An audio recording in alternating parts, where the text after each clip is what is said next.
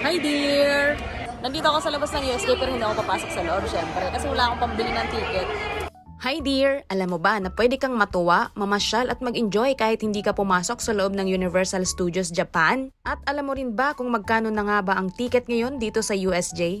Tumataginting lang naman na 8,600 yen per adult or nasa 3,300 pesos. Aba, ilang kilong bigas na rin yun dear. Pero kung gusto mong sobrang mag-enjoy at isa kang adrenaline junkie, I suggest pumasok ka pa rin sa USJ lalo na kung first time mo pa lang dito. 2 beses na akong nakakapasok sa loob at masasabi ko rin namang nag-enjoy ako kahit hindi ako masyadong mahilig sa mga rides. Maraming magagandang tanawin na talaga namang nakakabusog sa loob ng park. Pero kung gusto mong makatipid at katulad kong duwag at ayaw mo naman sa mga rides, at ang goal mo lang naman talaga sa buhay ay makapagpa-picture dito sa pabansang globo ng Japan, huwag ka nang pumasok sa loob ng USJ.